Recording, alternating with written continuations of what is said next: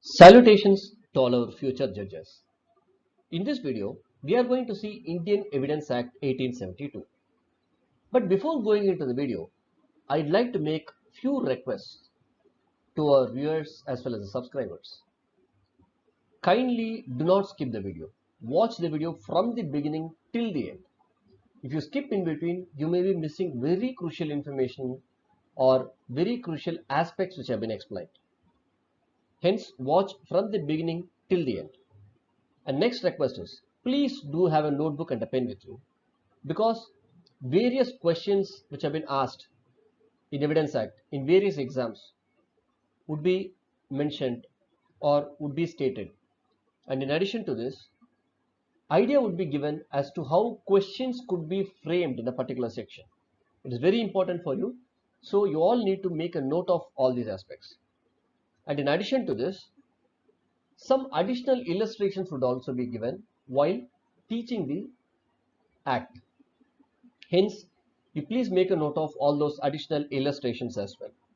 They would be of absolute help to you in understanding the particular section. And in addition to this, various ways or techniques would be taught which would help you to remember those sections, or to say some memory techniques would be given. This would be really helpful to you in remembering the sections when you go to the exam. I hope this video would be of absolute and great utility to you. Now, let us see section 93.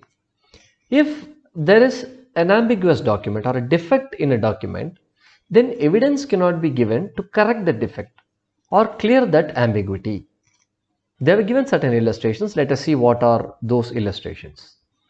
Now, this person A agrees in writing to sell a horse to B for rupees 1000 or rupees 1500. So it means there is an ambiguity whether it is for 1000 rupees or whether it is for 1500 rupees. In that case, evidence cannot be given to show as to which price was agreed upon or which price is to be given. Now let us move to illustration B. A deed contains blanks. There are blank spaces in a deed. Now evidence cannot be given to show as to how the blanks are to be filled. That is section 93. Let us move to section 94. Exclusion of evidence against application of document to existing facts. On a plain reading of a document, you understand that this exactly applies to the existing facts, or this document clearly explains about the accuracy of the existing facts. In that case, evidence cannot be given to counter that particular fact. They are given an illustration. Let us see what is that illustration. A sells to B his estate at Rampur containing 100 bighas. So this A has an estate at Rampur which contains 100 bighas. It is an obvious fact. Now, evidence cannot be given of the fact that estate meant to be sold was one situated at a different place and of a different size. So put it in a simple manner, on seeing a document, you understand a thing very clearly, saying that this person is selling this amount of land or this extent of land to this person. In that case, evidence cannot be given or shown to prove that they didn't mean that particular extent. Now let us move to section 95. Evidence has to document unmeaning reference to existing facts.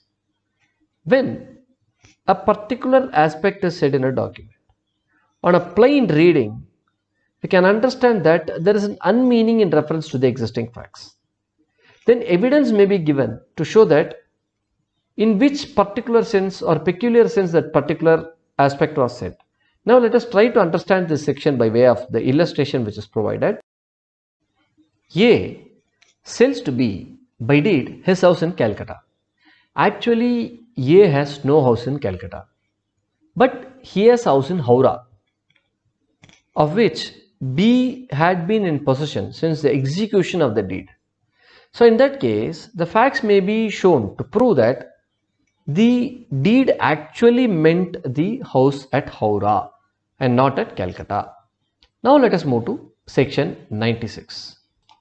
Evidence as to application of language which can apply to one only of several persons. So, if there are various aspects or various persons which are involved, then we can show a document or show an evidence to prove that actually by way of this deed, this particular action was preferred, or this was the thing which was intended. Now let us try to understand this by way of an illustration. Illustration A. A agrees to sell to B for ₹1,000 his white horse. He has two white horses. Then evidence can be given to prove as to which white horse he actually meant. Now let us move to illustration B. This person A agrees to accompany B to Hyderabad. Now there are two Hyderabaads. One is in Deccan and one is in Sindh. Now evidence can be shown to prove that this particular person referred whether the Hyderabad in Deccan or Hyderabad in Sindh. Evidence can be given to prove this fact. Now let us move to section 97. Evidence as to application of language to one of two sets of facts, to neither of which the whole correctly applies. So if there are two different aspects which are connected, and when connected they don't give the real sense or apply correctly to either, in that case evidence can be given to show which of the two it was meant to apply actually. Now let us try to understand this particular section by way of an illustration. This person A agrees to sell B his land which is at X and in occupation of Y. A has a land at X but it is not occupied by Y, and he has another land which is in occupation of Y but it is not in X. Now evidence may be given of fact showing which he meant to sell. Now let us try to understand this by way of another example. Imagine a scenario where a person A agrees to sell his land in Delhi which is occupied by one Mr. Sharma. Now this A has a land in Delhi, no problem, but that land is not in occupation of Mr. Sharma, and this A has another land which is occupied by Sharma, but that land is not in Delhi. So in that case evidence can be given to prove which land this A agreed to sell. Now let us move to section 98. Evidence as to meaning of illegible characters, etc. So if there are meaning which are illegible or not commonly intelligible characters, or foreign, obsolete, technical, local and provincial expressions, of abbreviations and of words used in a peculiar sense, in that case evidence may be given to show what it actually meant. Now let us try to understand this section by way of an illustration. A sculptor agrees to sell his items. So in this case, whether the sculptor meant his tools which he is using or the sculpted materials or the sculptures what he made by the word items. Now in that case evidence can be shown to prove that the sculptor meant the sculptures what he made or the tools what he had to make these sculptures. Evidence can be given to this extent. Now let us move to section 99. Who may give evidence of agreement varying terms of agreement? So persons who are not parties to a document, imagine a scenario, a person who is not a party in the document or their representative interest, then he can give evidence of any facts tending to show a contemporaneous agreement varying the terms of the document. Let us try to understand this again by way of an example.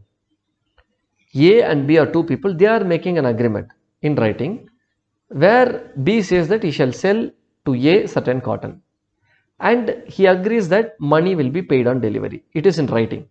After this, A and B make an oral agreement saying that 3 months credit shall be given to A for repayment.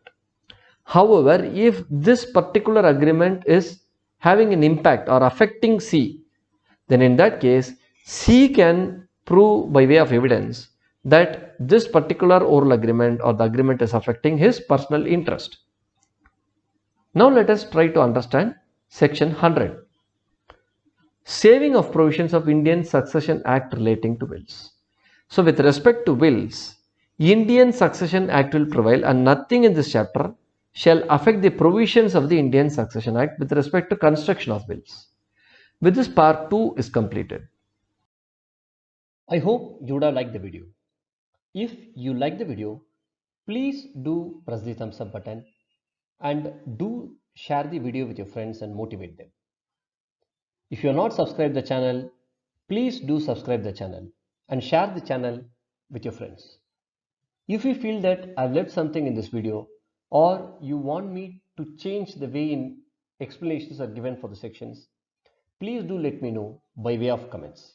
Let us join hands together and contribute for a learned society. Thank you.